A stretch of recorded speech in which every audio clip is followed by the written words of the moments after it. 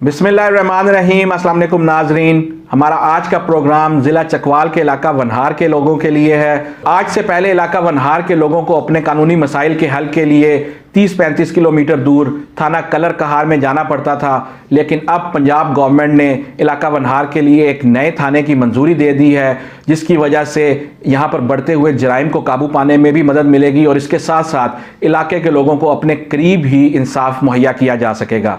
इस पर बात करने के लिए आज हमने अपने प्रोग्राम में दावत दी है इलाका वनहार और चकवाल के एक मशहूर समाजी शख्सियत जनाब शाहिद मलिक ऑफ वसनाल को, क्योंकि इस थाने को मंजूर करवाने के पीछे उनकी इनफरादी काफ़ी मेहनत है। तो आइए बात करते हैं जनाब शाहिद हुसैन मलिक साहब के साथ। अस्सलाम वालेकुम शाहिद साहब। जी वालेकुम अस्सलाम।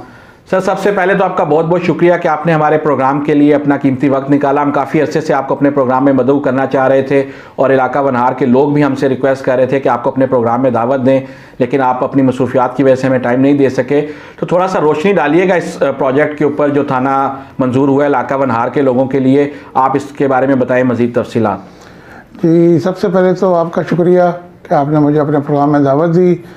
असल में मैं इन चीज़ों पे यकीन नहीं रखता कि अगर कोई अच्छा काम किया जाए तो उसकी तशहीर की जाए। इस हवाले से मैं थोड़ा सा अवॉइड करता हूँ टीवी चैनल्स को या इस तरह की चीज़ों को, मीडिया को। बहरहाल आपने चूँकि मोहब्बत के साथ और खलूस के साथ दावत दी है और ये इशू चूँकि इलाका वनहार का बड़ा हॉट इशू था, तो इस हवाले से मैंने ज़रूरी समझा कि मैं थोड़ा सा लोगों की आगाही के लिए और आपके उस सवालों का जवाब दे दूँ। ये बात है दिसंबर 2020 की, जब ये मेरे ज़हन में ख्याल आया।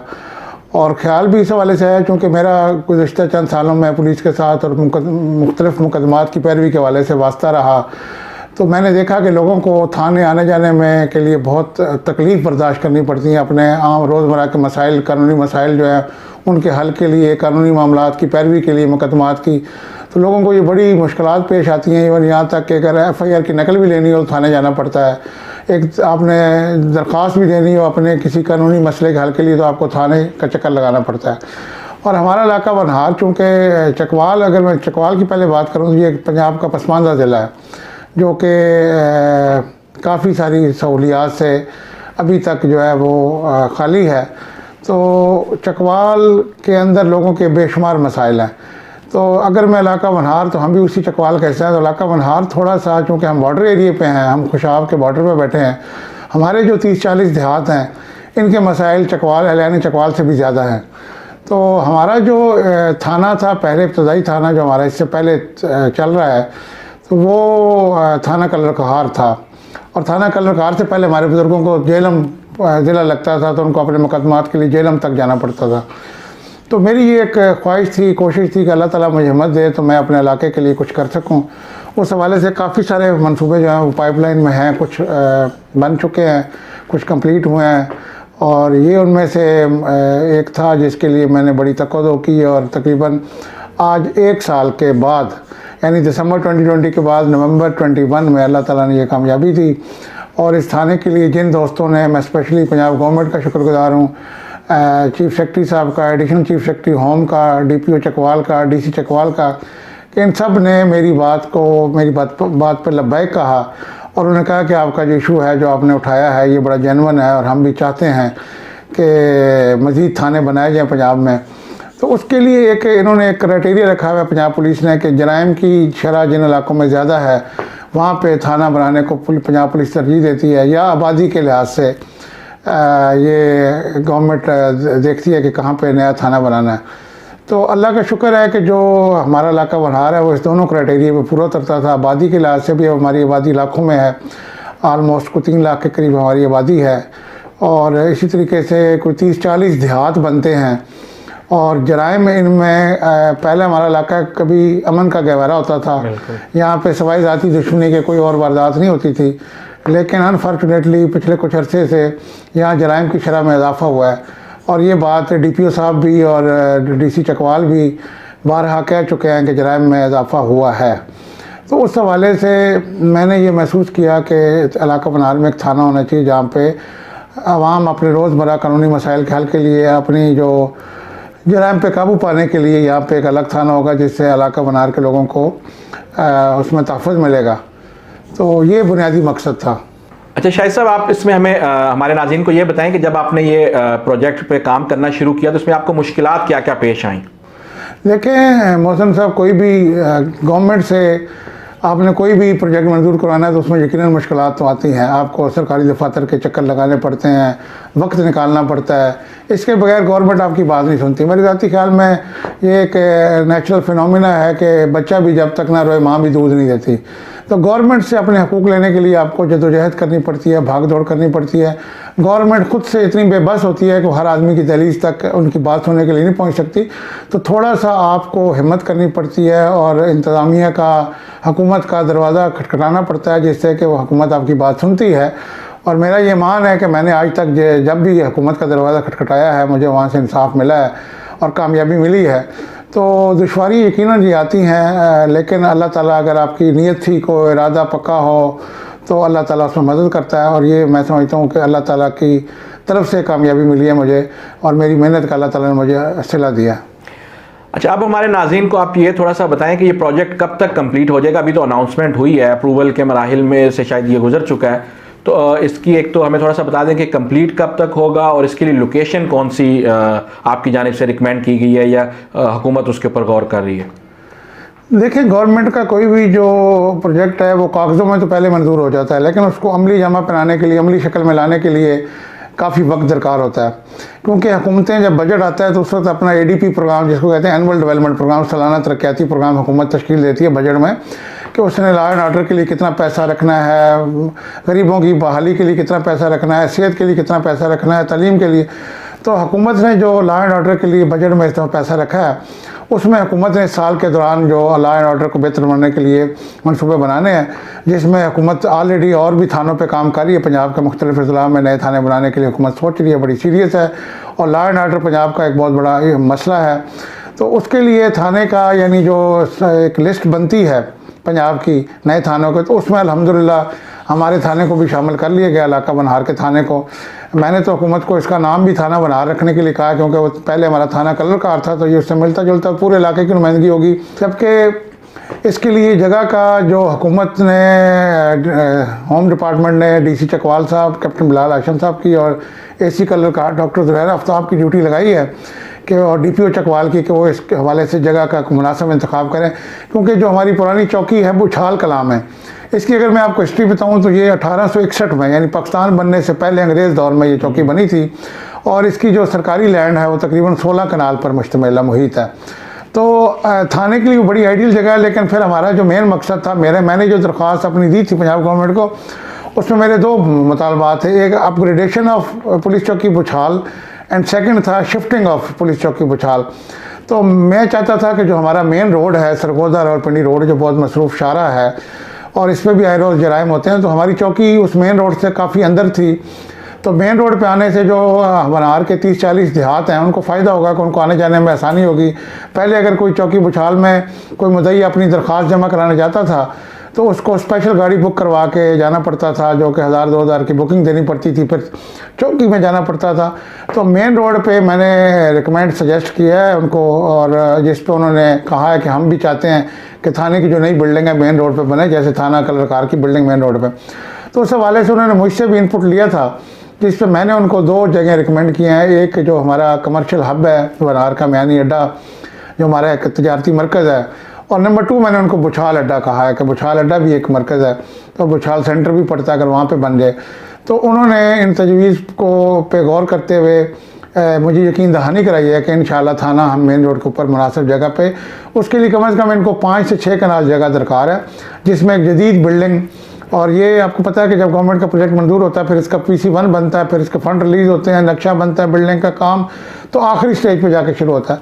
तो इंशाल्लाह, जैसे अभी कल IG पंजाब चकवाल गए हुए थे, उन्होंने वहाँ पे थाना नीला का इफ्तिताह किया, तो इसी तरह इंशाल्लाह ये भी एक वक्त आएगा जब थाना बनहार का इफ्तिताह होगा, और इसको बनने में भी आप कम अज़ कम 1-1.5 साल का अरसा ज़हन में रखें, इसको ऑपरेशन होने तक। अच्छा शाहिद साहब, आप क्या समझते हैं कि अब ये थाना जब बन जाएगा तो इससे कितनी मदद मिलेगी यहाँ के लोगों को, जो जराइम हो रहे हैं उसकी रोकथाम के लिए, और लोग क्या सुख का सांस ले पाएंगे? और साथ साथ ये भी बताएं कि इस थाने में आपने किसी पार्लियामेंटेरियन की भी मदद ली, या उनसे भी कोई उनको भी टच किया कि वो इसमें अपना किरदार अदा कर सकें?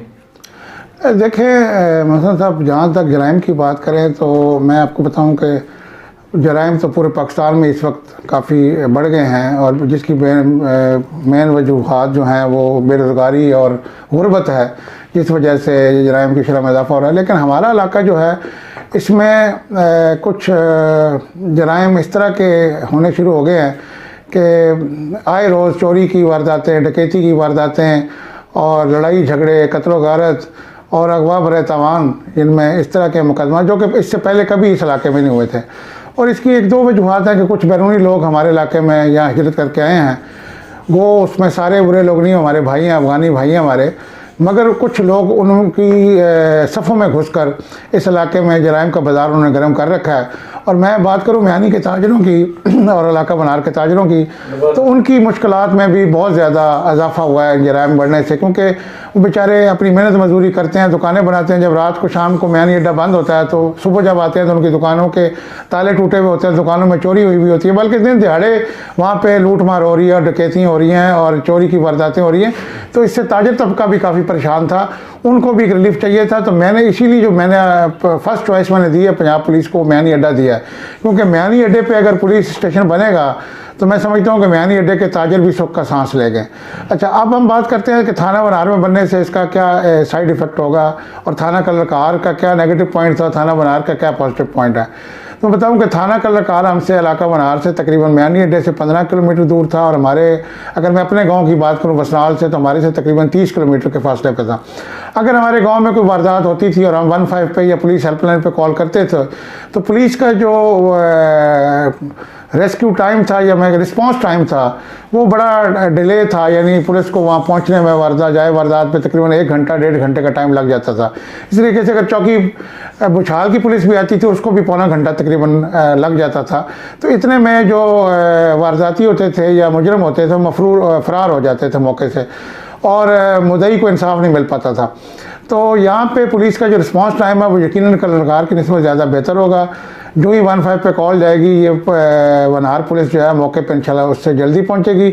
और इसके अलावा जैसे थाना कलरकार के नीचे वनहार में 3 चौकी काम कर रही थी, एक चौकी बुछाल काम कर रही थी, एक मुनारा में पुलिस पकड़ थी वो काम कर रही थी, और एक शायद और चौकी भी थी जिसका मुझे नाम अभी याद नहीं आ रहा। 3 पुलिस की थाना कलरकार के ज़ेरे साया चौकी काम कर रही थी। अब जब थाना बनार बनेगा तो मेरी कोशिश होगी मैं एक चेक पोस्ट मुनारा वाली जो पकड़ है छोटी सी जिसको नाका कहते हैं, तो उसको मैं प्रॉपर चौकी में तब्दील करूँ, ताकि वो हमारा दाखिली रास्ता है खुशाब की तरफ से, यानी उधर से अगर कोई चोर वारदाती डाकू आए तो वो मौके पे चकवाल में दाखिल ना हो पाए, वहीं पे पकड़े जाएं। तो चकवाल में मुनारा के करीब एक मेरा इरादा है कि वहाँ पे चेक पोस्ट पुलिस चौकी मंजूर करवाई जाए। इसके अलावा वनहार के मुख्तलिफ जगहों पे जो मेन जैसे नूरपुर सेती है, बुछाल है, और यहाँ पे चेक पोस्ट है पुलिस के मैं बनवाऊँगा इंशाल्लाह, और चौकी बुछाल को भी कोशिश करेंगे कि वो भी मेन पे आ जाए। तो इससे लोगों को काफ़ी आसानी होगी। जहाँ तक बात रही पार्लियामेंटेरियंस की, आपने जिक्र किया है मैंने MPA की, तो अल्लाह का शुक्र है कि अभी ऐसी नौबत नहीं आई जहाँ मुझे उनकी मदद लेनी पड़ी, लेकिन अगर कहीं ज़रूरत पड़ी तो इंशाल्लाह वो हमारे मुंतखब नुमाइंदे हम उनसे मदद लेंगे, क्योंकि मेरा इलाका बनार में एक समाजी किरदार है, मेरा कोई सियासी किरदार नहीं है। इसलिए मैं पार्लियामेंटेरियन से मुझे मदद लेने में कोई दुश्वारी नहीं है। मैं किसी भी जमात के MNA MPA से रब्ता कर सकता हूँ इस हवाले से अगर ज़रूरत पड़ी। बहरहाल फ़िलहाल तो मुझे अल्लाह पे और अल्लाह के रसूल पे भरोसा है कि इंशाल्लाह वो मदद फरमाएंगे और इलाका बनार का इंशाल्लाह अलग थाना बनेगा। आगे चल के आपका सियासत में आने का कोई प्रोग्राम तो नहीं है जिसके लिए आप ये इतने काम कर रहे हैं? जी बिल्कुल नहीं है। मैं अमली सियासत में हूँ, लेकिन लाहौर में हूँ। इलाका बनहार मेरा बाप दादा का इलाका है, मेरे बाप दादा का गांव है बसनाल। तो अपने लोगों से सियासत नहीं की जाती, वहाँ मैं सिर्फ खिदमत करना चाहता हूँ। और मैं अपने सियासी जितने भी इलाके के कायदीन हैं, चाहे वो MNA MP है या सियासी लीडरान हैं, मैं उनसे भी कहूँगा कि मुझसे खौफज़दा ना हो। मेरे यहाँ पे कोई सियासी ज़ायम नहीं है, बल्कि मैं आपका बाजू बनने के लिए तैयार हूँ। मैं आपका भाई हूँ। मैं इलाका बनार के लिए जो मेरी ज़ात से बन पड़ेगा, मैं लाहौर में बैठा हूँ, मेरे पास यहाँ अपॉर्चुनिटीज़ हैं, और मैं यहाँ रह के, क्योंकि दारुल खिलाफा पंजाब का लाहौर है, तो लाहौर में वज़ीर आला हाउस लाहौर में, गवर्नर हाउस लाहौर में, सेक्रेटेरिएट, सारे जितने भी इंतज़ामिया ब्यूरोक्रेसी है वो लाहौर में बैठती है। तो यहाँ से मैं जो भी खिदमत कर सकूँगा इलाका बनार की, मुझे खुशी होगी। मेरा सियासत में आने का कोई इरादा नहीं है। मैं बिल्कुल इलाका बनार मेरा अपना घर है, और घर वालों के साथ सियासत नहीं की जाती। सियासत के लिए लाहौर का मैदान बहुत बड़ा है जहाँ पर मैं काम कर रहा हूँ। साहब, इसके अलावा अगर आप कुछ बताना चाहें कि और मज़ीद आप इस वक्त किन किन प्रोजेक्ट्स पे काम कर रहे हैं ताकि देखने वाले लोगों को उसके बारे में पता चल सके।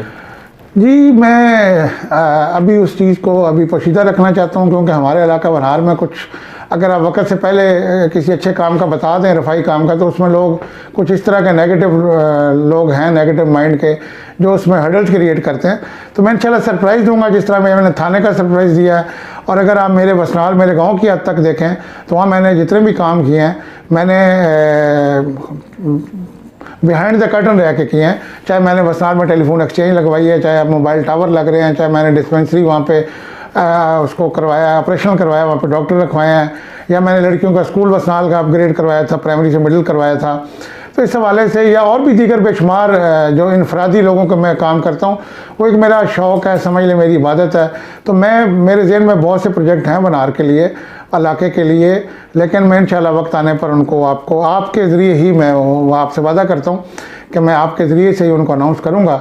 तो बस मेरे लिए मैं इलाका वनहार के भाइयों से ही कहूँगा, दुआ करें, और इंशाल्लाह हम सब मिल के, ये इलाका हमारा है, हमारे बाप दादा का है, आबा अजदाद का है। तो ये जितनी इसमें आज तक मिसिंग रही हैं फैसिलिटीज़ वनहार में, जिसमें वाटर सप्लाई का बहुत मसला है, जिसमें सेहत की सहूलतों का बड़ा फुकदान है, जिसमें तालीम के बड़े मसाइल हैं, लेकिन अल्लाह का शुक्र है हमारे पास पिछले एतवार में तालीम के लिए काफ़ी काम हुआ है, और उसमें काफ़ी स्कूल अपग्रेड हुए हैं।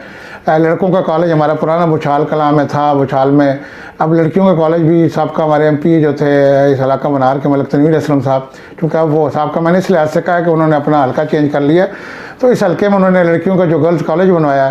तो हमारे यहाँ आई थिंक तालीम का कोई इशू इतना ज़्यादा नहीं है, लेकिन सेहत का और पीने के पानी का और ये जो बाकी हमारे मसाइल हैं, लॉ एंड ऑर्डर के, अमन व अमान के, ये हमारी मेरी तरजीह है कि मैं इनको तरजीह बुरादों पर हल करने के लिए अपना किरदार अदा करूँ।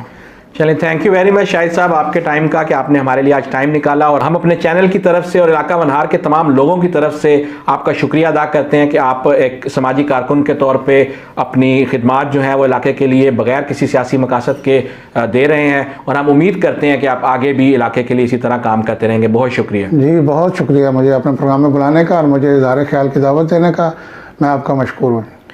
जी नाज़रीन, तो आप सुन रहे थे जनाब शाहिद साहब की गुफ्तगू। हम उम्मीद करते हैं कि आगे भी इसी तरह, जिस तरह इन्होंने ये थाने का काम करवाया, मज़ीद इसी तरह के समाजी काम ये सर अंजाम देते रहेंगे, और गाहे बगाहे हम अपने चैनल के थ्रू आप तक पहुँचाते रहेंगे। इसके साथ ही अपने मेज़बान मोहसिन मलिक को इजाज़त दें, आपसे मुलाकात होगी बहुत जल्द। अल्लाह हाफ़िज़।